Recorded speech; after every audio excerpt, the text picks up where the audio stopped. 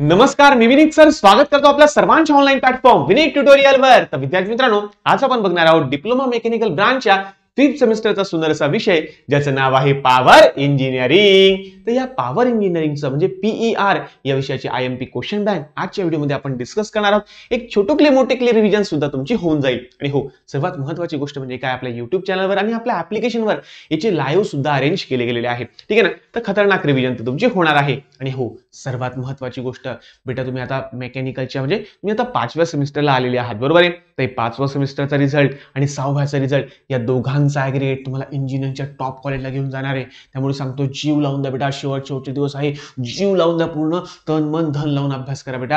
आणि हो, आता जे हुशार विद्यार्थी त्यांना आयएमपी क्वेश्चन बँकची गरज पडायलाच नको डायरेक्टली, कारण तुम्हाला सर्वच करावं लागेल, कारण तुम्हाला 70 आउट ऑफ 70 पाहिजे डायरेक्टली, बरोबर आहे. पण कसं आहे माहिती का, की तरी सुद्धा वाटतं एक मनात की आयएमपी काहीतरी सांगून द्या. आता बघा बाळांनो, हा विषयच आयएमपी, तरी सुद्धा काही क्वेश्चन तुम्हाला काढून ठेवलेले आहे की जे मागच्या ह्याच्यात भरपूर वेळा विचारले गेलेले, मागच्या परीक्षेवरती, बरोबर आहे. तुम्ही म्हणाल की सर आता हे तर नवीन सेमिस्टर आहे.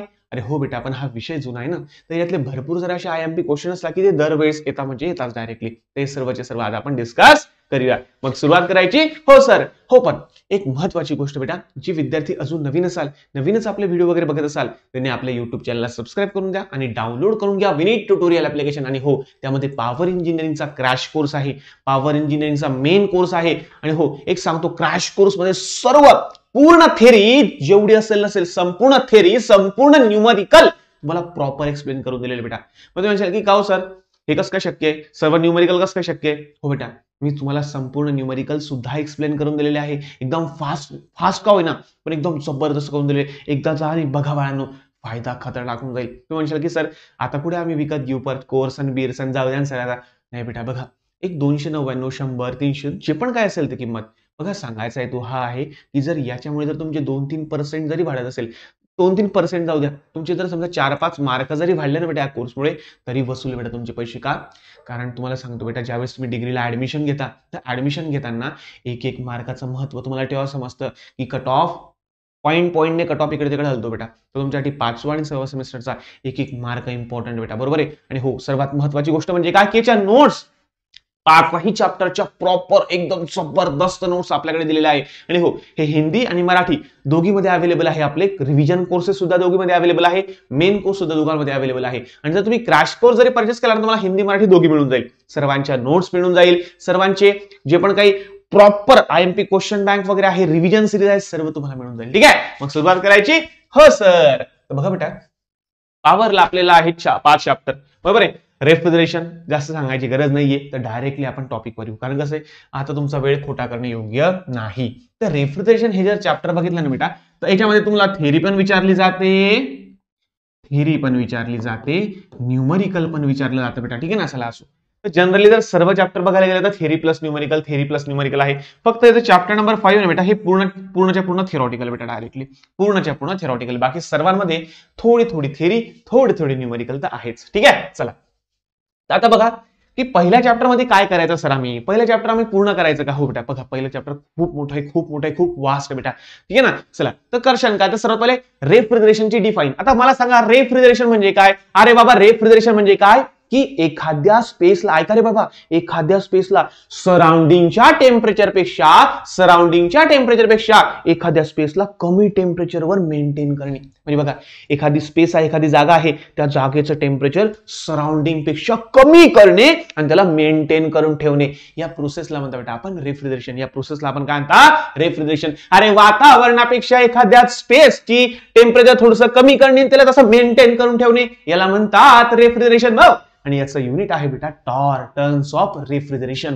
आणि लक्षात घ्या बेटा, 1 टॉर इज इक्वल टू असतो बेटा आपला 3.517 किलोवॅट, 3.517 किलोवॅट किंवा 210 किलोजूल पर मिनिट. बघा, लक्षात ठेवा, रेफ्रिजरेशनचं युनिट आहे टर्न्स ऑफ रेफ्रिजरेशन, 1 टॉर. ठीक आहे. चला पुढे बेटा, बेल कोलेमन सायकल. तर बेल कोलेमन सायकल तुम्हाला माहिती असेल की ही जी सायकल आहे बेटा, याच्यामध्ये एअर ॲज अ रेफ्रिजरंट म्हणून वापरला जातं, बेटा. ठीक आहे ना. तर याचं पीव्हीटीएस डायग्राम तुम्हाला विचारली जाऊ शकते. तर याला रिव्हर्स ब्रेटॉन सायकल सुद्धा म्हणतात किंवा रिव्हर्स जूल सायकल सुद्धा म्हणतात. एकदम सिंपलचं आहे, एकदम मजेदार आहे, तुम्हाला आवडून जाईल डायरेक्टली. बघा, हे तुम्हाला प्रॉपर नोट्समध्ये दिलेलं आहे आणि नोट्समध्ये या फॉर्मॅटमध्ये दिलेलं आहे की बघा पहिले प्रिन्सिपल, मग कन्स्ट्रक्शन, मग डायग्राम, मग कन्स्ट्रक्शनचे 4 पॉईंट, मग वर्किंगचे 4 पॉईंट. इतकं सुंदर पद्धतीने दिले बेटा. कारण कसं असतं माहिती का, की आता रिप्रेझेंटेशन वर मार्क आहे. तुम्ही पेपर म्हणता की सर आम्ही 70चा अटेम्प्ट केला. अरे अटेम्प्ट कसा केला याला महत्व आहे ना रे. बघ आलं का लक्षात.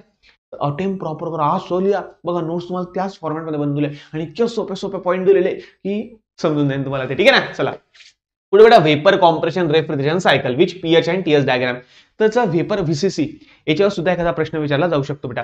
तर व्हेपर कॉम्प्रेशन सायकल म्हणजे काय. अरे भाऊ फक्त 4 कंपोनंट लक्षात ठेवा भाऊ. काय रे भाऊ, कॉम्प्रेसर रे भाऊ, कंडेन्सर रे भाऊ, नंतर एक्सपान्शन डिव्हाइस रे भाऊ आणि नंतर इव्हॅपोरेटर आहे. तर बघा कॉम्प्रेसर मध्ये होतं काय की low pressure low temperature vapour refrigerant हे येतं आपल्या कॉम्प्रेसरला. मग कॉम्प्रेसर त्याला कॉम्प्रेस करतं. मग कॉम्प्रेसरने कॉम्प्रेस केलं की त्याचं प्रेशर वाढतं आणि तुम्हाला माहिती आहे की pressure is directly proportional to temperature.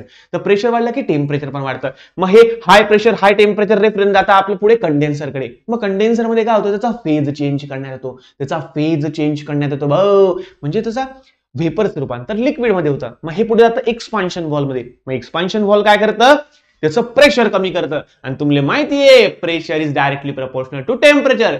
तर बघा एक्सपान्शन वॉलने त्याचं प्रेशर कमी केलं का तर टेम्परेचर सुद्धा कमी होऊन जातं बेटा. मग हे लो प्रेशर, आता प्रेशर बी लो टेम्परेचर बी लो आणि ते लिक्विड मध्ये बी होऊन गेलंय. Low pressure low temperature liquid refrigerant हे जातं बेटा पुढे आपल्या इव्हॅपोरेटरला आणि इव्हॅपोरेटर मध्ये गेल्यानंतर ते संपूर्ण हीट इव्हॅपोरेटर मध्ये संपूर्ण स्वतःमध्ये ऍब्सॉर्ब करून घेतं आणि स्वतः लिक्विडचं काय बनवून जातं, व्हेपर बनवून जातं. आणि परत हे व्हेपर जातं पुढे कॉम्प्रेसरला. ही प्रोसेस पुढे कंटिन्यू होत असते. पुढे बेटा effect of superheating and subcooling. आता हे पण येऊ शकतं बेटा. तर सुपर हिटिंग म्हणजे काय, सबकुलिंग म्हणजे काय. तर सुपर हिटिंग म्हणजे काय बेटा की आपल्या रेफ्रिजरंटला आपल्या इव्हॅपोरेटर मध्ये थोडा जास्त वेळ ठेवणे, म्हणजे गरजेपेक्षा थोडा जास्त वेळ ठेवणे. आता मला सांगा इव्हॅपोरेटर मध्ये ज्यावेळेस रेफ्रिजरंट जातं त्यावेळेस होतं काय, तर ज्यावेळेस ते इव्हॅपोरेटर मध्ये जातं त्यावेळेस ते काय करतं, त्या इव्हॅपोरेटर मध्ये असलेली जी पण काही हीट आहे ती स्वतःमध्ये ऍब्सॉर्ब करतं बेटा. बरोबर आहे. मग आता मला सांगा स्वतःमध्ये ऍब्सॉर्ब करतं का. मग या इव्हॅपोरेटर मध्ये जर आपण रेफ्रिजरंट गरजेपेक्षा थोडं जास्त वेळ ठेवलं तर काय होईल, ते जास्त जास्त हीट ऍब्सॉर्ब करेल, जास्त जास्त हीट ऍब्सॉर्ब करेल. बरोबर आहे. मग याच्यामुळे काय होईल की ते जे आपलं रेफ्रिजरंट आहे ते पूर्ण प्रॉपर व्हेपर फॉर्म मध्ये कन्वर्ट होऊन जाईल किंवा थोडंसं सुपर हिटेड सुद्धा बनून जाईल. आणि याचा फायदा आपल्याला कॉम्प्रेशनसाठी होतो. म्हणजे कॉम्प्रेशन करण्यासाठी आपल्याला कमी कमी ताकद लागते असं. तर सुपर हिटिंग म्हणजे काय की इव्हॅपोरेटर मध्ये गरजेपेक्षा थोडंसं रेफ्रिजरंटला जास्त काळ ठेवणे म्हणजे तो जास्त जास्त हीट ऍब्सॉर्ब करेल. आणि सब कुलिंग बेटा कुठे गेलं रे, सब कुलिंग. तर सब कुलिंग म्हणजे काय बेटा, हा सुपर हिटेडचा सावत्र भाऊ आहे. ठीक आहे. तर सब कुलिंग म्हणजे काय की आपलं जे बघा तुम्हाला सर्वांना माहिती आहे की आपलं जे व्हेपर रेफ्रिजरंट आहे कॉम्प्रेसर नंतर हे जातं बेटा आपल्या कंडेन्सरकडे. तर कंडेन्सर मध्ये होतं काय, त्याचा फेज चेंज होतो बेटा. काय होतो, फेज चेंज होतो. बरोबर आहे. मग फेज चेंज झाल्यानंतर आपण त्या कंडेन्सर मध्ये रेफ्रिजरंटला थोडं जास्त वेळ ठेवतो, गरजेपेक्षा थोडंसं जास्त वेळ ठेवतो. मग याच्याने होतं काय की आपला जो रेफ्रिजरंट आहे तो व्हेपरचा पूर्णतः लिक्विड मध्ये होतो, पूर्णपणे लिक्विड मध्ये होतो, पण त्याचं टेम्परेचर थोडंसं कमी होऊन जातं. आणि याचा फायदा कुठे मिळतो आपल्याला, इव्हॅपोरेटर मध्ये मिळतो बेटा. काय इव्हॅपोरेटर मध्ये काय होतं माहिती का, जो जेवढा जास्त थंडा तो जेवढा जास्त थंडा इफेक्ट देईल, तर हा फायदा होतो बेटा. तर सुपर हिटिंग म्हणजे काय की आपल्या इव्हॅपोरेटर मध्ये रेफ्रिजरंटला थोडा जास्त काळ ठेवणे. आणि सबकुलिंग म्हणजे काय की कंडेन्सर मध्ये रेफ्रिजरंटला थोडा जास्त काळ ठेवणे. असं याच्याने फायदा होतो बेटा. पुढे नंतर बेटा सिंपल व्हेपर ऍब्सॉर्प्शन सिस्टीम. तर व्हेपर ऍब्सॉर्प्शन सिस्टीम मध्ये एकदम सिंपलचा फंडा बेटा. याच्यामध्ये कॉम्प्रेसर यूज केलं जात नाही. तर कॉम्प्रेसरच्या ऐवजी 3 नवीन गोष्टी येतात. तर पहिली गोष्ट म्हणजे तुमचं ऍब्सॉर्बर येतं, त्याच्यानंतर येतं तुमचं पंप येतं आणि त्यानंतर येतं बेटा तुमचं जनरेटर. ह्या 3 गोष्टी येतात बेटा. ठीक आहे ना. मग होतं काय प्रोसेस तुम्हाला एकदम शॉर्ट मध्ये सांगतो की आपल्या इव्हॅपोरेटर मधून येतो बेटा आपला व्हेपर अमोनिया. काय येतो बेटा आपला व्हेपर अमोनिया. ऐका रे, इव्हॅपोरेटर मधून आला आपला व्हेपर अमोनिया. हा आला बेटा आपल्या ऍब्सॉर्बर मध्ये. कोणामध्ये आला, ऍब्सॉर्बर मध्ये. ऍब्सॉर्बर मध्ये ऑलरेडी पाणी असतं. काय असतं बेटा, पाणी. बोला रे, ऍब्सॉर्बर मध्ये काय असतं, पाणी. इकडून आला अमोनियाची व्हेपर. अरे अमोनियाची व्हेपर आणि पाणी रे पाणी. तर हे दोघे एकमेकांमध्ये मिक्स होतात. दोघांमध्ये अमोनियाची व्हेपर आणि पाणी मिक्स होतं आणि हे बनतं बेटा ऍक्वा अमोनिया सोल्युशन. काय बनतं बेटा, ऍक्वा अमोनिया सोल्युशन. म्हणजे ऍब्सॉर्बरचं काम काय आहे, पाणी आणि अमोनियाची वेपर या दोघांना मिक्स करणे आणि काय बनवणे, ऍक्वा अमोनिया सोल्युशन. मग पंपाद्वारे हे ऍक्वा अमोनिया सोल्युशन जातं बेटा वरती वरती वरती वरती जनरेटरकडे आणि जनरेटरमध्ये एक हिटिंग कॉइल लावलेली असते. काय लावलेली असते, हिटिंग कॉइल. मग ही हिटिंग कॉइल काय करते, या ऍक्वा अमोनिया सोल्युशन या दोघांच्या मिक्सचरला, हे जे मिक्सचर असतं बेटा या मिक्सचरला ती गरम करते हिट करते गरम करते. मग गरम केल्याने होतं काय की अमोनियाची वाफ होते आणि अमोनिया उडून जातं. अमोनियाची वाफ होते, अमोनिया उडून जातं. कारण अमोनियाचा जो बॉइलिंग पॉइंट आहे तो एकदमच कमी, डायरेक्टली एकदमच कमी -33°C आसपास आहे. तर अमोनिया वाफ बनून उडून जातं आणि पाणी परत खाली येऊन जातं रे भाऊ. ठीक आहे ना. चला असो, तर अमोनियाची वाफ चालली रे आणि ही पुढे गेले बेटा कंडेन्सरकडे. तर कंडेन्सरमध्ये काय होतं की ही जी अमोनियाची वाफ होते त्या अमोनियाच्या वाफेचं रूपांतर होऊन जातं अमोनियाच्या लिक्विडमध्ये. कारण तुम्हाला माहिती आहे की कंडेन्सरचं काम फेज चेंज करणं असतं. तर अमोनियाचं व्हेपरचं रूपांतर आता अमोनियाच्या लिक्विडमध्ये झालेलं आहे. मग हे पुढे गेलं एक्सपान्शन वॉलमध्ये. मग एक्सपान्शन वॉल त्याचं प्रेशर कमी करून टाकलं. प्रेशर कमी केलं तर टेम्परेचर बी कमी झालं. तर आता आपल्याकडे अवेलेबल आहे अमोनियाचे लिक्विड, ज्याचं प्रेशर बी लो, ज्याचं टेम्परेचर बी लो, म्हणजे low pressure low temperature ammonia liquid form मध्ये हे आपल्याकडे अवेलेबल आहे. मग हे जातं इव्हॅपोरेटरमध्ये. मग इव्हॅपोरेटरमध्ये गेल्यानंतर ते संपूर्ण हीट स्वतःमध्ये ऍब्झॉर्ब करतं आणि स्वतः बनून जाते अमोनियाची वेपर. मग परत ही अमोनियाची वेपर परत जाते आपल्या ऍब्झॉर्ब करे. ही प्रोसेस आपली कंटिन्यू चालत राहते. ठीक आहे. पुढे vapour compression system, vapour absorption system या दोघांचं कंपॅरिझन सुद्धा आयएमपी बेटा. याच्यात कॉम्प्रेसर यूज होतो, याच्यात कॉम्प्रेसर यूज होत नाही. याचा कूलिंग इफेक्ट जास्त असतो, याचा कूलिंग इफेक्ट कमी असतो. याला कूलिंग करण्यासाठी कमी टाइम लागतो, याला कूलिंग करण्यासाठी जास्त टाइम लागतो. याच्यात कॉम्प्रेसर असतो तर मुव्हिंग पार्ट जास्त, तर करोजन म्हणजे आपलं हे पण जास्त, फ्रिक्शन पण जास्त, तर फ्रिक्शन जास्त तर लॉसेस पण जास्त, विअर अँड टिअर पण जास्त. पण याच्यात तसं काही नसतं, मुव्हिंग पार्ट असतं, फ्रिक्शन काही होत नाही, विअर अँड टिअर जास्त काही होत नाही. याचा मेंटेनन्स थोडा जास्त येतो कारण कॉम्प्रेसर आहे, याचा मेंटेनन्स कमी आहे. याच्यामध्ये लिकेजचे चान्सेस जास्त असतात कारण प्रेशर जास्त असतं, याच्यात लिकेजचे चान्सेस कमी असतात. झालं, संपला विषय. पुढे याचा सीओपी जास्त, याचा सीओपी कमी. Give the desirable properties of refrigerant. तर रेफ्रिजरंट, चांगल्या रेफ्रिजरंटच्या प्रॉपर्टीज काय काय असतात. अभ्या त्याच्या विस्कोसिटी कमी पाहिजे, ते नॉन टॉक्सिक पाहिजे, नॉन फ्लेमेबल पाहिजे, म्हणजे विषारी नको असायला पाहिजे, आग पकडायला नको पाहिजे. त्याच्यानंतर हीट ट्रान्सफर रेट त्याचा जास्त पाहिजे, बरोबर आहे. कोएफिशियंट ऑफ थर्मल एक्सपान्शन, म्हणजे या सर्व गोष्टी तुम्हाला सर्व काही प्रॉपर बघून जावं लागेल. भरपूर साऱ्या प्रॉपर्टीज तुम्हाला नोट्समध्ये दिलेल्या आहे. Numerical on simple VCR cycle. आता त्या डब्यांची न्यूमेरिकल वाटलं एक रिव्हिजन मध्ये घेऊन टाकेन मी. बस टेन्शन घेऊ नका भाऊ, तुमचा मोठा भाऊ आहे, विनीत सर तुमचा मोठा भाऊ आहे, तर टेन्शन कशाला घेता बेटा. ठीक आहे ना, काळजी करू नका. आणि विशाल सर सुद्धा तुमचं लाईव्ह वगैरे घेणार आहे, त्याच्यामध्ये सुद्धा तुमची मॅक्सिमम गोष्टी क्लिअर होऊन जाईल बेटा. ठीक आहे, चला पुढे. Unit number 2 air conditioning. एअरची कंडिशनिंग करा, एअरले कंडिशन करा. तर एअर कंडिशनिंग म्हणजे काय, तर एअर कंडिशनिंग म्हणजे काय असतं, बोला बोला बोला बोला बोला.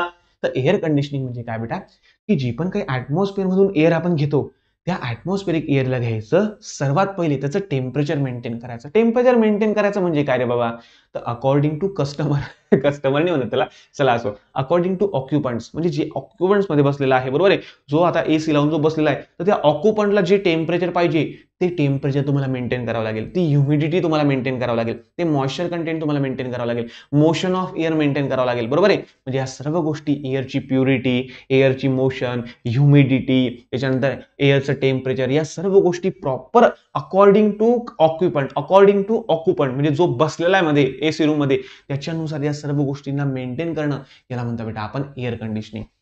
तर एअर कंडिशनिंगचे प्रकार क्लासिफिकेशन तुम्हाला करू शकता. ठीक आहे ना. आता एक आहे इंडस्ट्रियल एअर कंडिशनिंग आणि कम्फर्ट एअर कंडिशनिंग. तर इंडस्ट्रियल एअर कंडिशनिंग म्हणजे काय बेटा, तर अकॉर्डिंग टू प्रोडक्ट बेटा. काय असं माहिती का, की समजा बघा, तुम्ही समजा डेअरी मिल्कच्या कंपनीत गेले असेल, तर डेअरी मिल्कच्या कंपनीमध्ये काय होतं की थंडी राहो गरमी राहो काय बी राहो, त्या ठिकाणचं टेम्परेचर ना कमी करावं लागतं, कारण अकॉर्डिंग टू कॅडबरी, त्या डेअरी मिल्कला जे टेम्परेचर लागतं ना, ते जे प्रोडक्ट आपण बनवतोय त्या प्रोडक्टला जे टेम्परेचर लागतं ना, ते टेम्परेचर त्या ठिकाणी मेंटेन केलं जातं.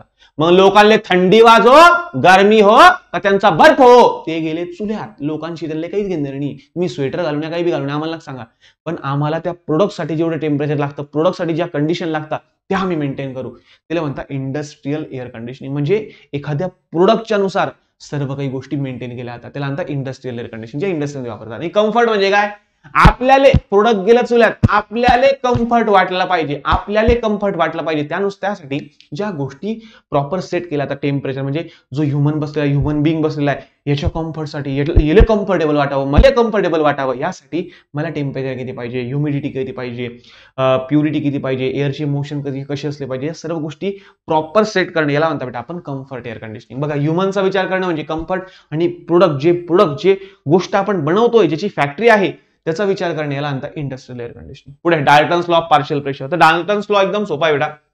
याचं म्हणणं फक्त एवढं आहे की वेगवेगळ्या गॅसेसचं जे मिक्सचर असतं ते जेवढं प्रेशर एक्झर्ट करतं तेवढंच प्रेशर हे काय करतं दोघांचे इंडिव्हिज्युअलची जर ऍडिशन केली ना तर ते एक्झर्ट करेल. काही समजलं नाही सर. काय करे भाऊ. हा तर सिंपल करा. हा ए गॅस आहे. अरे बापरे पेन तुटला काय माझा. विषय गंभीर झाला. ठीक आहे. ए आणि बी हे दोन गॅस आहे. त्या दोघांचं मिक्सचर जर केलं तर हे दोघांचं मिक्सचर किती प्रेशर एक्झर्ट करतंय 10 बार एवढं प्रेशर एक्झर्ट करतंय. तर सेम टू सेम मी काय केलं ए प्लस बी म्हणजे याचं प्रेशर याचं प्रेशर होतं समजा 6 बार आणि याचं प्रेशर होतं बेटा 4 बार. याचं प्रेशर होतं 6 बार याचं प्रेशर होतं 4 बार. तर डाल्टन्स लॉ काय म्हणतो की बाबा दोघांच्या इंडिव्हिज्युअल प्रेशरची जर मी ऍडिशन केली बरोबर आहे तर ही इक्वल येणार आहे दोघांच्या मिक्सचरच्या प्रेशर एवढी. आता मला सांगा याचं 6 बार आहे याचं 4 बार आहे बरोबर आहे का. याचं इंडिव्हिज्युअल प्रेशर 6 याचं इंडिव्हिज्युअल प्रेशर 4 बार आहे. आता बघा मी या दोघी गॅसला मिक्स केलं तुम्हाला सांगा या दोघांचं मिक्सचर किती बार प्रेशर एक्झर्ट करेल किती बार प्रेशर राहील त्याचं 6 आणि 4 10. हे कोण सांगलं डाल्टनने सांगलं. बस एवढं सांगलं होतं की ए आणि बी या दोघांच्या प्रेशरची ऍडिशन ही त्यांच्या मिक्सचरच्या प्रेशर एवढी असेल असं. पुढे ड्रायबल टेम्परेचर वेटबल टेम्परेचर ड्यू पॉइंट. अरे ह्या डेफिनेशन पाठ करून चला बघा. तर ड्रायबल टेम्परेचर म्हणजे काय की एक असतं आपलं सायक्रोमीटर स्लिंग सायक्रोमीटर म्हणतो आपण त्याला. ते सायक्रोमीटर काय करतं माहितीये का की हवेमध्ये त्याला 2 थर्मोमीटर असतात. एक असतं साधं नॉर्मल थर्मोमीटर आणि एक असतं वेटबल थर्मोमीटर. साध्या थर्मोमीटरला म्हणतात ड्रायबल थर्मोमीटर आणि जे दुसरं वालं असतं त्याला म्हणतात वेटबल थर्मोमीटर. तर ड्रायबल थर्मोमीटर म्हणजे काय याचा जो बल्ब असतो जो टेम्परेचर सेन्स करतो हा ओपन टू द ऍटमॉस्फिअर असतो. पण वेटबल थर्मोमीटर जो असतो याच्या बल्बला आहे ना वल्ला कापड लावला जातो वल्ला कापसाचा बोळा वल्ला कापड लावला जातो. आता बघा मग हा ड्रायबल थर्मोमीटर जे टेम्परेचर मेजर करेल त्याला म्हणतात ड्रायबल टेम्परेचर आणि हा वेटबल थर्मोमीटर ज्याला वल्ला कापड गुंडाळलेला आहे आपण तो जेवढं टेम्परेचर सेन्स करेल त्याला म्हणतात वेटबल टेम्परेचर. पुढे ड्यू पॉइंट टेम्परेचर. ज्या टेम्परेचरला ज्या टेम्परेचरला व्हेपरचं रूपांतर लिक्विडमध्ये व्हायला सुरुवात होते त्याला म्हणतात बेटा ड्यू पॉइंट टेम्परेचर. तुम्हाला माहिती असेल बघा तुम्ही आता सकाळी उठून बघितलं असेल तर तुमची बघा गाडीचं जे शीट असतं ते पूर्ण वल्ल झालेलं असतं बरोबर आहे. किंवा समजा तुम्ही जर समजा गवतांमध्ये चालायला गेले तर ते सध्या तुम्हाला ओलं लागतं. का बरं लागतं कारण त्याच्यावर पडलेलं सगळं ड्यू त्याच्यावर पडलेलं सद्दव. म्हणजे बघा मी तुम्हाला सांगितलं होतं की दिवसभरामध्ये पाण्याची काय होते वाफ होते ही इकडे भटकते तिकडे भटकते पण संध्याकाळी रात्री चंद्राच्या मंद प्रकाशामुळे समुद्र सपाट्यापासून थंडे वारे वाहतात. हे थंडे वारे आणि ही आपली गरम वॉटर वेपर जी सकाळच्या उन्हाच्या प्रकाशामुळे काय पाण्याची वाफ झाली. आता ही पाण्याची वाफ गरमागरम आणि थंडगार वारे ते थंडगार वारे या गरम वेपरला लागतात ते गरम वेपर लाजून जाते आणि ही गरम वेपर लाजली की त्याचं रूपांतर होतं बेटा लिक्विडमध्ये. त्याला म्हणतात कंडेन्सेशन प्रोसेस. काय म्हणतात कंडेन्सेशन. मग ज्या टेम्परेचरला व्हेपरचं रूपांतर लिक्विडमध्ये होतं त्याला म्हणतात त्या टेम्परेचरला ड्यू पॉइंट टेम्परेचर म्हणतात. पुढे डिग्री ऑफ सॅच्युरेशन पासून स्पेसिफिक ह्युमिडिटी रिलेटिव्ह ह्युमिडिटी या जवळपास डिग्री ऑफ सॅच्युरेशन आणि रिलेटिव्ह ह्युमिडिटी या जवळपास सेम डेफिनेशन. फक्त इथं एकायच्यात केजी मध्ये येतं एकायच्यात मीटर येतं. ते तुम्हाला बघा बेटा तुम्ही नोट्स मध्ये जाऊन बघा फायदा होऊन जाईल तुमचा. वेगवेगळ्या सायक्रोमेट्रिक चार्टवर तुम्हाला प्रोसेस दिलेले आहे बरोबर आहे. म्हणजे आता सिंपल आहे भाऊ एक कस तुम्हाला सांगतो तर लक्ष द्या बेटा या प्रोसेस मध्ये तुम्हाला सर्व काही क्लिअर होऊन जाईल बेटा. सर्व क्लिअर होऊन जाईल सर्व गोष्टी क्लिअर होऊन जाईल. चला लक्षदारी आहे. राईट साईडला म्हणजे हिटिंग लेफ्ट साईडला म्हणजे कुलिंग वरती म्हणजे ह्युमिडिफिकेशन खाली म्हणजे डिह्युमिडिफिकेशन. संपला विषय. प्रोसेस तुम्हाला एक्सप्लेन करायचा आहे. जर तुम्हाला सेन्सिबल हिटिंग आलं तयार हो जाईल राईट साईडला. सेन्सिबल कुलिंग आलं तयार हो जाईल तुमचा लेफ्ट साईडला. ह्युमिडिफिकेशनला म्हणजे मॉइश्चरला ऍड करणे त्याला नंतर ह्युमिडिफिकेशन मॉइश्चरला काढून घेणे याला नंतर डिह्युमिडिफिकेशन. जर या दोघांच्या मध्ये जर मी समजा ऍरो काढला त्याचा अर्थ काय हिटिंग प्लस ह्युमिडिफिकेशन. हिटिंग आणि ह्युमिडिफिकेशनच्या मध्ये ना तर हिटिंग विथ ह्युमिडिफिकेशन बेटा ठीक आहे ना. आणि हा या दोघांच्या मध्ये ऍरो टाकला तर कुलिंग विथ ह्युमिडिफिकेशन या दोघांच्या मध्ये जर समजा लाईन टाकली तर कुलिंग विथ डिह्युमिडिफिकेशन आणि या दोघांच्या मध्ये टाकला तर हिटिंग विथ डिह्युमिडिफिकेशन. झालं सर्व प्रोसेस एक्सप्लेन करून टाकलं तुम्हाला झालं. तर या फक्त प्रॉपरली तुम्हाला ड्रॉ करायच्या व्यवस्थित प्रत्येकाची प्रोसेस एक्सप्लेन करायची बेटा. पुढे विंडो एअर कंडिशनिंग म्हणजे जुन्या जमान्यात काय व्हायचं माहिती आहे की आपली जी खिडकी असते ना त्या खिडकीला काढून टाकल्या तर त्याच्याऐवजी एक मस्त एक डायरेक्ट एसी घुसडला यायचा तर त्या विंडोमध्ये घुसडला यायचा विंडोमध्ये डायरेक्टली ठीक आहे. त्याला विंडो एअर कंडिशनिंग म्हणायची. हिला प्रॉपर एक्सप्लेन केलेलं आहे. सॉरी, आणि सर्वांचं कन्स्ट्रक्शन वर्किंग सेम बेटा, सर्वांचं सेम आहे. कन्स्ट्रक्शन थोडं वेगळं असू शकतं पण सर्वांची वर्किंग सेमच आहे. ते कॉम्प्रेसर, मग कंडेन्सर, मग एक्सपान्शन वॉल्व, तेच आहे बेटा सर्व ठिकाणी. आणि सायक्रोमेट्रिक चार्टवर एक न्यूमेरिकल पडेल, मी रिव्हिजन सिरीज मध्ये घेऊन टाकेल बेटा, काही काळजी करू नका. त्यानंतर बेटा आपला IC engine testing and pollution control chapter number 3, एकदम मस्त मस्त आहे.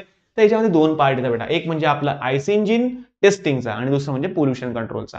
तर आयसी इंजिन टेस्टिंग मध्ये काय बेटा, सर्वात पहिले डेफिनेशन तुम्हाला विचारलं जाऊ शकतात की ब्रेक पॉवर म्हणजे काय. तर जी पॉवर क्रँकशाफ्टवर अवेलेबल असते त्याला म्हणतात ब्रेक पॉवर. इंडिकेटेड पॉवर म्हणजे काय, जी आपलं इंजिन जी टोटल पॉवर डेव्हलप करतं, आपलं इंजिन जी टोटल पॉवर डेव्हलप करतं बेटा, त्याला म्हणतात इंडिकेटेड पॉवर. मग या टोटल पॉवर पैकी थोडी थोडी पॉवर आपल्या गाडीला चालवण्यासाठी वापरली जाते, म्हणजे क्रँक शाफ्टला रोटेट करण्यासाठी पॉवर वापरली जाते. मग त्या क्रँक शाफ्टवर जी अवेलेबल पॉवर असते त्याला म्हणतात बेटा ब्रेक पॉवर. काय म्हणतात, ब्रेक पॉवर. ठीक आहे ना. The total power developed inside the engine is known as indicated power and the power available at the crankshaft is known as brake power. आणि फ्रिक्शनल पॉवर म्हणजे काय, indicated power minus brake power. Indicated power minus brake power is equal to friction power. म्हणजे friction power is defined as the difference between indicated power and brake power. संपला विषय. पुढे मीन effective pressure. तर मीन effective pressure म्हणजे काय, की ज्यावेळेस समजा बघा सक्शन, कॉम्प्रेशन, एक्सपान्शन, एक्झॉस्ट, तर हे आपले 4 स्ट्रोक चालू होता. तर ज्यावेळेस बेटा एक्सपान्शन होतं म्हणजे आपल्या इंजिन मध्ये पेट्रोलचा स्फोट होता मोठा पैकी, पेट्रोलला जायला तर एक्सपान्शन स्ट्रोक होतं बेटा. तर त्यावेळेस पिस्टनवर जे हायपोथेटिकल प्रेशर ऍक्ट होतं ना त्याला म्हणतो बेटा आपण मीन इफेक्टिव्ह प्रेशर. काय म्हणतो, मीन इफेक्टिव्ह प्रेशर बेटा. ठीक आहे ना. चला असो पुढे BSFC, break specific fuel consumption. म्हणजे एका तासामध्ये 1 किलोवॅट ब्रेक पॉवर प्रोड्यूस करण्यासाठी आपल्याला किती फ्युएल लागतंय त्याला म्हणतात बीएसएफसी. पुढे मेकॅनिकल व्हॉल्युमेट्रिक रिलेटिव्ह एफिशियन्सी, हे तुम्हाला माहिती आहे, brake power upon indicated power.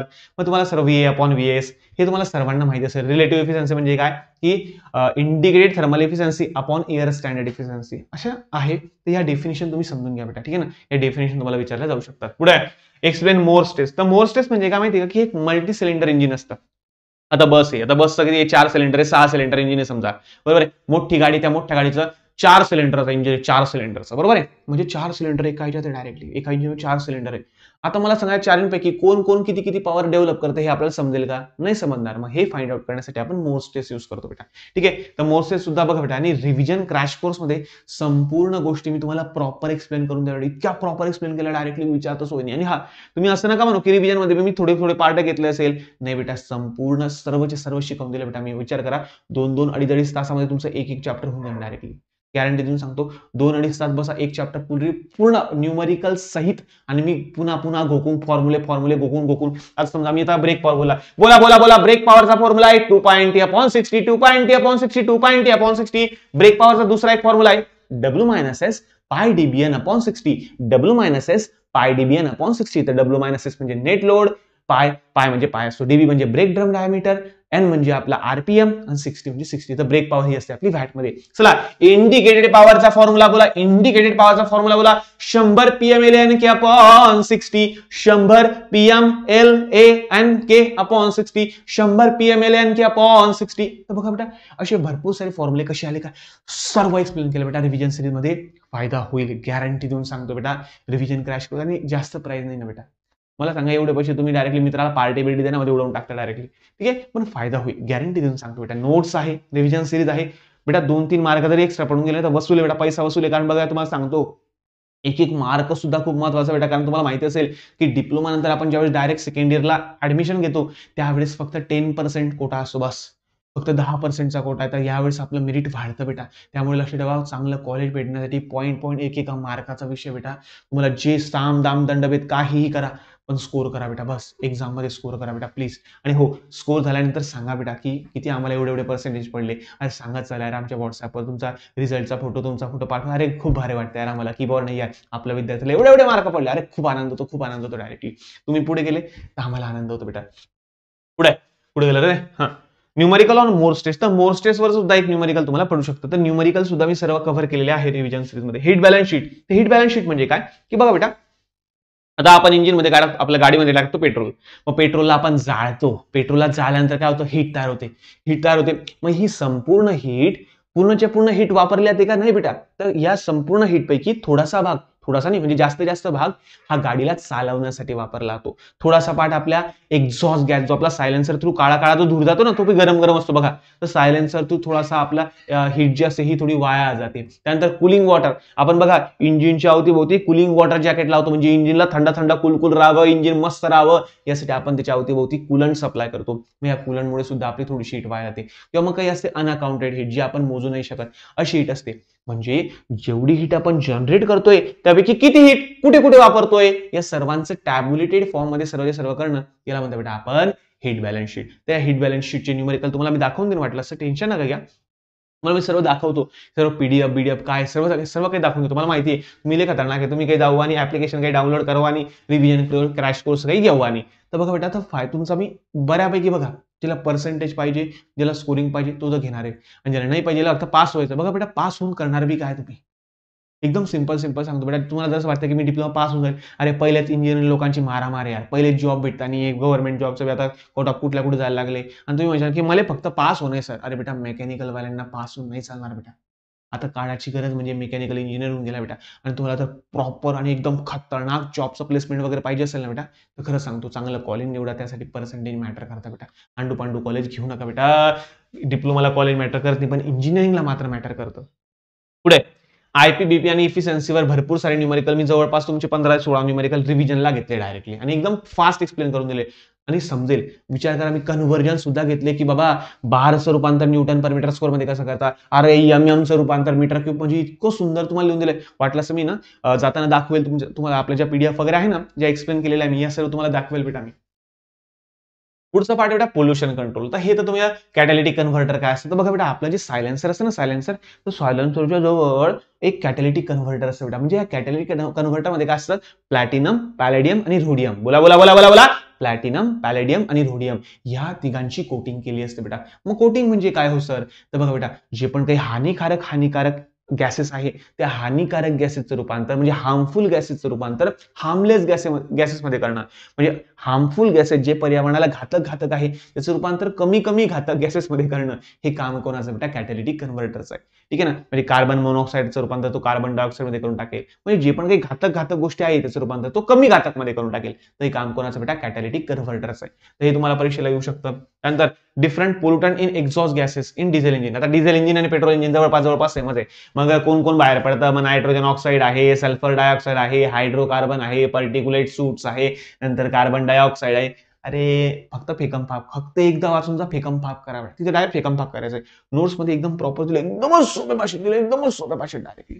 Mark बघा बेटा कसं असतं माहिती का, मार्क मिळेल या लँग्वेज मध्ये दिलेला आहे. आणि पॅटर्न खूप महत्वाचा बेटा, पॅटर्न खूप महत्वाचा आहे. पुढे ECU, इलेक्ट्रॉनिक कंट्रोल युनिट, जे आपल्याला संपूर्ण गोष्टी प्रॉपर पाहतं की कोणाला किती फ्युएल लागतंय. अच्छा, गाडीवर आता 4 जण बसले का, चले जास्त फ्युएल दे रे, जास्त पेट्रोल सप्लाय करे. चले, हा गाडीवाला एकदम 40च्या स्पीडने एकदम मस्त गाडी चालवतोय का, चले कमी पेट्रोल दे रे. चले, आता हा पयाडायला लागला रे गाडी रे, हा गाडी पयाडतोय रे, जास्त पेट्रोल दे रे. तर हे कोण ठरवतो बेटा, कोणत्या वेळेस किती पेट्रोलचा सप्लाय करायचा आहे, कोणत्या वेळेस कोणतं सेन्सर, सर्व. तर हे सर्व सेन्सर बेस असतं इलेक्ट्रॉनिक कंट्रोल युनिट. हे काय करतं, हा गाडीचा मेंदू असतो बेटा. गाडीचा काय असतो, मेंदू असतो. जसं आपला मेंदू आपल्याला आदेश देतो का नाही बेटा, तसं असतं बेटा. गाडीच्या मेंदूला ECU म्हणतात. ठीक आहे, चला. तर स्टँडर्ड पोल्युशन नॉर्म्स काय आहे, तर बघा BS6 तुम्हाला माहित असेल, समजा BS4 BS6च्या गाड्या वगैरे आहेत, तर यांच्यासाठी काही नॉर्म्स तयार करून ठेवले बेटा. की काय, की तुमच्या गाडीमधून एवढेच पोल्युटंट बाहेर निघालं पाहिजे, याच्यापेक्षा जास्त पोल्युटंट म्हणजे एवढ्या कार्बन मोनॉक्साईडची लिमिट आहे, याच्याशी जर जास्त कार्बन मोनॉक्साईड जर तुमची गाडी जर समजा बाहेर फेकत असेल, तर तुमच्या गाडीला सर्व्हिसिंग करा भाऊ. चला वैर आहे, तुमच्या गाडीचे PUC सर्टिफिकेट भेटणार आणि सर्व्हिसिंग करा. म्हणजे त्यांनी काय केलंय, तुमच्या गाडीतून एवढे सर्व याच लिमिट पर्यंत जे पोल्युटंट आहे ते निघालं पाहिजे. या लिमिटला जर क्रॉस करत असेल तर तुमच्या गाडीचं इंजिन खराब आहे, तुमच्या गाडीचं इंजिन काहीतरी काम आहे, त्याची सर्व्हिसिंग प्रॉपर करा, असं म्हणणं आहे त्यांचं. ते सर्व नॉर्म्स वगैरे आपल्याला बघायचे आहे. पुढे बेटा तुमचा एअर कॉम्प्रेसर. तर एअर कॉम्प्रेसर मध्ये क्लासिफिकेशन ऑफ एअर कॉम्प्रेसर सर्वात महत्वाचं बेटा, सर्व देऊन दिलंय तुम्हाला. Explain single acting single stage reciprocating air compressor. बघा, धका म्हणजे सक्शन, कॉम्प्रेशन आणि एक्झॉस्ट होतं याच्यामध्ये डायरेक्टली, बरोबर आहे. याच्यामध्ये बघा एअर येते आणि कॉम्प्रेस करून डिलिव्हर होतो डायरेक्टली असं. तर बघा, हे single acting single stage reciprocating compressor काय असतं, याच्या कसं कन्स्ट्रक्शन काय, वर्किंग काय, हे सर्व तुम्हाला प्रॉपर दिलंय. एकदम सिंपल. पिचकारी पाहिली, पिचकारी सक्शन करा, डिलिव्हर करा, सक्शन करा, डिलिव्हर करा, बस हेच तुम्हाला लिहायचं आहे. पुढे multi stage air compressor with perfect intercooling. आता हे मल्टी स्टेज कॉम्प्रेशन काय हो सर, तर बघा बेटा, जर सपोज करा आपल्याला आपल्याला ऍटमॉस्फिअर मध्ये तुम्हाला माहिती की आपल्या आजूबाजूला जी एअर आहे त्या एअरचं प्रेशर आहे बेटा 1 बार. किती आहे बेटा? 1 बार. म्हणजे ऍक्च्युअल मध्ये 1.01325 बार असतं. किती असतं रे? 1.01325 बार. पण बघा बेटा, आपण त्याला 1 बारच कन्सिडर करतो. मग आता 1 बारला आपल्याला समजा 1 बारच्या एअरचं रूपांतर 10 बार मध्ये करायचं आहे. बरोबर आहे? मग जर तुम्ही एकाच कॉम्प्रेसर मध्ये 1 ते 10 बार कॉम्प्रेस करत असाल तर याला म्हणतात सिंगल स्टेज कॉम्प्रेशन. पण जर समजा 1 ते 10 बार कॉम्प्रेस करण्यासाठी तुम्ही काय करता माहिती का? 2 कॉम्प्रेसर वापरता. म्हणजे पहिल्या कॉम्प्रेसर मध्ये 1 बार ते 6 बार पर्यंत कॉम्प्रेस करताय आणि दुसऱ्यामध्ये 6 ते 10 बार पर्यंत कॉम्प्रेस करताय. इथे का लक्षात तुम्हाला? दोघी मिळून तुम्ही काय करताय? कॉम्प्रेशन करताय. तर याला म्हणतात मल्टी स्टेजिंग. काय म्हणता? Multi staging. म्हणजे एकाच कॉम्प्रेसरचा यूज न करता नंबर ऑफ कॉम्प्रेसरचा तुम्ही यूज करा, त्याला सिरीज मध्ये जॉईन करा आणि मग तुम्हाला फायनल प्रेशर तुम्ही काय करा? अचीव करा. एका याच्यातच अचीव करू नका. तर याला म्हणतात मल्टी स्टेजिंग. या मल्टी स्टेजिंगचे भरपूर सारे फायदे आहे. आपला वर्क जे वर्क सप्लाय करावं लागतं ना, हे कमी कमी लागतं. ठीक आहे. त्यानंतर जागा वगैरे स्पेस म्हणजे भरपूर गोष्टी आपल्या वाचतात. ठीक आहे. कॉम्प्रेसरची लाईफ वाढते. तर याला म्हणतात मल्टी स्टेजिंग. म्हणजे एका कॉम्प्रेसरच्या ऐवजी तुम्ही मल्टिपल कॉम्प्रेसर वापरा तेवढं प्रेशर अचीव करण्यासाठी. आणि त्याच्यामध्ये परफेक्ट इंटरकुलिंग. इंटरकुलिंग म्हणजे काय? की ज्यावेळेस समजा आता पहिल्या याच्यामध्ये आपण एअरला कॉम्प्रेस केली, बरोबर आहे? तर प्रेशर वाढलं की टेम्परेचर बी वाढेल. म्हणजे वाढलेलं टेम्परेचर त्याला कमी करण्यासाठी त्याला इंटरकुलर म्हणून घालवा. म्हणजे काय? त्याच्या अवती थंड पाण्याचा सप्लाय करा. म्हणजे जे वाढलेलं टेम्परेचर आहे ते कमी होऊन जाईल. वाढलेलं टेम्परेचर काय होऊन जाईल बेटा? कमी होऊन जाईल. ठीक आहे ना? तर याला म्हणतात इंटरकुलिंग. हे तुम्हाला सर्व काही त्या ठिकाणी सांगितलेलं बेटा. Lobe type compressor, screw type compressor, Wien type, axial, म्हणजे यापैकी मॅक्सिमम तुम्हाला पडू शकतं बेटा. आता याच्यात तुम्हाला बघा लोब टाईप पण आयएमपीए, स्क्रू टाईप पण आयएमपीए. ठीक आहे ना? म्हणजे हे पडू शकतं बेटा. आता हे कसं आहे? रोटरी कॉम्प्रेसर आहे. तर रोटरी कधी हे टाकता, कधी ते टाकता. तर हे 3 खूप आयएमपीए करून जाऊ. आता असं काही सांगता येत नाही बेटा. पण बेटा करून जा. माझं काम आहे तुम्हाला सर्व शिकवणं. ठीक आहे ना? आयएमपी म्हणजे कसं असतं माहिती आहे का? आता बघा, तुम्हाला एकदम रिअलिस्टिक सांगतो डायरेक्टली. मी थर्ड इयरला बेटा. आयएमपीचं नाच सोडा. सर्वांची वर्किंग जवळपास सेम आहे. या सर्वांना सर्व प्रकारचे जे कॉम्प्रेसर आहेत सर्वांचे मी प्रॉपर अॅनिमेशन दाखवून कशा प्रकारच्या सोप्या सोप्या डायग्राम तुम्हाला परीक्षेत काढायचे हे सुद्धा मी रिव्हिजन मध्ये सांगितलेलं आहे. नोट्स मध्ये प्रॉपर दिलेलं आहे. फक्त छापा बस. सर्वांची वर्किंग सेम. विषय close. Reciprocating compressor, rotary compressor बेटा हे जेवढं जेवढं करशाल तेवढं कमी. Direct very very very very very IMP बेटा. मी तुम्हाला सांगतो जे तुमचे गरीब मित्र असेल, गरीब म्हणजे काय? अभ्यासामध्ये गरीब, एकदम अभ्यासामध्ये गरीब. तर हे व्हेरी व्हेरी व्हेरी आयएमपी बेटा. ठीक आहे ना? चला असो काय रेसिप्रोकेटिंग कॉम्प्रेसर आणि रोटरी कॉम्प्रेसर भरपूर जास्त आयएमपी त्याला करून जा बेटा. ठीक आहे ना? फायदा तुमचा होऊन जाईल. नंतर फॅड फ्री एअर डिलिव्हर म्हणजे स्टँडर्ड टेम्परेचर, स्टँडर्ड प्रेशरला कॉम्प्रेसर किती अमाऊंट ऑफ एअर डिलिव्हर करू शकतं याला म्हणतात फॅड फ्री एअर डिलिव्हर बेटा. ठीक आहे. नंतर स्वेट व्हॉल्यूम काय असतो? तर बघा बेटा तुम्हाला माहिती असेल की आपला कॉम्प्रेसर असतो बघा सक्शन कॉम्प्रेशन होतं, बरोबर आहे? तर हा पिस्टन फक्त इथपर्यंत जाऊ शकतो वरती, त्याला म्हणतात टॉप डेड सेंटर. म्हणजे याच्यावरती असा पिस्टन वरती जाऊ शकत नाही, त्याला म्हणतात टॉप डेड सेंटर. आणि बॉटम मध्ये फक्त एवढाच येऊ शकतो, बरोबर आहे? याच्या खाली जाऊ शकत नाही, याच्या खाली जाऊ शकत नाही, तर एवढाच येऊ शकतो. Top bottom. तर या टॉपला म्हणतात टॉप डेड सेंटर आणि बॉटमला म्हणतात बॉटम डेड सेंटर. म्हणजे याच्यामध्येच पिस्टन आपला वरे खाली होणार आहे. तर या टीडीसी आणि बीडीसी मधला जो व्हॉल्यूम असतो त्याला म्हणतात आपण स्वेप्ट व्हॉल्यूम. त्याला पण काय म्हणतात? Swept volume. ठीक आहे. मग व्हॉल्यूमेट्रिक एफिशियन्सी, मेकॅनिकल एफिशियन्सी हे तुम्ही करून जा बेटा. त्यानंतर single acting single stage compression वरचा एक न्यूमेरिकल करून जा आणि एक मल्टी स्टेज कॉम्प्रेशन वरचा करून. एकदम सोपा फॉर्म्युला, एकदमच सोपा फॉर्म्युला डायरेक्टली. बघा दोघांचे फॉर्म्युले सेम आहे. मल्टी स्टेजच्या फक्त एन ला 2 लागतं. काय लागतं? 2 लागतं. मग ही एअर कॉम्प्रेसरचे सुद्धा सर्व न्यूमेरिकल फक्त एका लेक्चरमध्ये घेतलेले आणि जवळपास कमी सर्व न्यूमेरिकल घेतले बेटा मी सर्व. म्हणजे जे मेन कोर्समध्ये जे न्यूमेरिकल मी शिकवले होते सर्व न्यूमेरिकलचे रिव्हिजन एकाच वन शॉट डायरेक्टली. विषय क्लोज बेटा. केलेलं आहे बेटा मी म्हणून सांगतोय. आणि खरंच एक सांगतो, जो विद्यार्थी प्रॉपर माझे सर्व लेक्चर पाहून जाईल ना, गॅरंटी देऊन सांगतो बेटा 70 आउट ऑफ 70 तो मिळवेल. गॅरंटी देऊन सांगतो बेटा. ही गॅरंटी कोणी घेणार नाही तुमचे, मी घेतोय, तुमचा मोठा भाऊ घेतोय. हे न्यूमेरिकल पण दिलेलं आहे. हे यार आयएमपी वाटलं का बरं वाटलं का माहित, पण हे करून जा बेटा. हे येऊ शकतं तुम्हाला. त्यानंतर 5वं चॅप्टर थिअरॉटिकल बेटा. 5व्या चॅप्टर तर 6 प्रश्न आहे फक्त बस. अरे 5वं चॅप्टर आहे इतू बघतो बस. एवढं एकदम इतू डायरेक्टली, बरोबर आहे? आणि फेकम पाक चॅप्टर आहे. पुरं फेकम पाक डायरेक्ट, पुरं फेकम पाक चॅप्टर डायरेक्टली. तर पुरंच करून जा. एकदम छोटंसं आहे. म्हणजे तुम्हाला सांगतो 4-5 पेजेसच्या नोट्स आहे फक्त. तर हे आयएमपी क्वेश्चन आहे की कॉम्प्रेस एअर सिस्टीमचे कोणकोणते कॉम्पोनंट आहे. त्याच्यानंतर समजा state the need of energy management in compress air system. म्हणजे एअर कॉम्प्रेस करण्यासाठी कोणकोणत्या एनर्जी मॅनेजमेंटची आपल्याला गरज पडेल. हे टाइमपास आहे, आंडू पांडू चॅप्टर हे पण करून जा. मस्त आहे. फेकम फाके, फक्त फेकम फाके डायरेक्टली. ठीक आहे. कॉम्प्रेसर सिस्टीमची इफिशियन्सी वाढवण्यासाठी आपण काय काय करू शकतो. त्याच्यानंतर असं आपण काही करू शकतो का की रेफ्रिजरेशन झालं, एअर कंडिशनिंग झाली, याची इफिशियन्सी वाढेल. तर हे सर्व एनर्जी सेव्ह होईल. असं काय काय करू शकतो. त्या सर्व गोष्टी तुम्ही फक्त वाचून जा. आईन टायमाला नुसतं पेकम पाक करा बेटा. ठीक आहे ना. पण याच्यात मार्क जाऊ देऊ नका. हे प्रश्न लिहिता बरं. हे प्रश्न व्हेरी IMP डायरेक्टली बरोबर आहे. फक्त 4-5 पेजच्या नोट्स आहे फक्त आपल्या बस. या चॅप्टरच्या फक्त 5 पेजेसच्या नोट्स आहे बस. 5च्या वरती नाहीये. तर एवढं करून जा बाळांनो, फायदा तुमचा होईल. ठीक आहे. तर आय होप सो तुम्हाला सर्वांना हे 5ही चॅप्टरचे मी IMP प्रश्न मी तुम्हाला सांगून दिलेले आहे. याची क्वेश्चन बँक जी आहे ती मी तुम्हाला आपल्या ऍप्लिकेशनवर तुम्हाला मिळून जाईल. ठीक आहे. क्रॅश कोर्स बघा बेटा. तुम्ही म्हणशाल की सर हा मास्तर नुसार विकायला येतो भाऊ. अरे बेटा असं नाहीये बेटा, तुमच्या फायद्यासाठी आहे. आणि मला सांगा बेटा, ज्या प्राइस मध्ये आम्ही सेल करतोय तर असं वाटत नाही मला की खूप मोठी प्राइस आहे तुमच्यासाठी. बरोबर आहे. चला आणि हो बाळांनो, अभ्यास करा. बघा, घ्या नको घ्या तुमची इच्छा. फक्त माझं सांगणं तुम्हाला काम आहे, बाकी तुमची इच्छा. पण 1-1, 2-2 मार्क जरी वाढले ना बेटा या क्रॅश कोर्समुळे किंवा आपल्या नोट्समुळे, मोर दॅन इनफ आहे बेटा. आणि या नोट्स तुम्हाला भविष्यात लागतील. मी तुम्हाला गॅरंटी देऊन सांगतो बेटा की ज्यावेळेस तुम्ही इंजिनिअरिंगला आयसी इंजिन नावाचा एक स्पेशल विषय आहे बेटा, त्यानंतर RAC नावाचा एक विषय आहे बेटा, हे तुम्हाला डिग्रीला असतील, त्या डिग्रीला तुम्ही आपल्याच नोट्स वापरशाल. ही गॅरंटी मी घेतो बेटा. ही मी घेतो गॅरंटी. आपल्याच नोट्स तुम्ही वापरशाल. ठीक आहे. तर आशा करतो की आजचा व्हिडिओ तुम्हाला समजला असेल, हेल्पफुल ठरला असेल. आणि बेटा बघा, तुमचं जे प्रेम आहे, तुमचा जो विश्वास आहे, हाच कायम ठेवा बेटा. बघा यावेळेस संपूर्ण रिव्हिजन, क्रॅश कोर्स सर्व आपण प्रॉपर कंप्लीट करून दिलेले बेटा. तर प्रॉपर अभ्यास करा. 70 आउट ऑफ 70 घ्या आणि नक्की मला कमेंट करून सांगा की किती मार्क तुम्हाला मिळाले. ठीक आहे. रिझल्ट लागल्यावर फक्त तुमच्या मोठ्या भावाला विसरू नका बेटा. ठीक आहे ना. या विनीत ट्युटोरियलच्या छोट्या छोट्या माणसाला, ज्याला तुम्ही खूप प्रेम दिलं, खूप विश्वास दिला, ज्याला तुम्ही मोठं बनवलं, ठीक आहे ना, त्या भावाला तुमचा मोठा भाऊ समजा बेटा. बस बाकी सर बे जाऊ द्या, तुमचा मोठा भाऊ बेटा. आणि तुमचा मोठा भाऊ म्हणून सांगतो बेटा, काही करा, साम दाम दंडभेद, पण अभ्यास करा बेटा. जीव लावून द्या. शेवटचा दिवस आहे बेटा, शेवटचे दिवस आहे. जीव लावून द्या बेटा, जीव लावून द्या. याचा फायदा तुम्हाला मिळेल, नक्की मिळेल बेटा. ठीक आहे. चला तर भेटूया पुढच्या नवीन व्हिडिओमध्ये. तोपर्यंत धन्यवाद.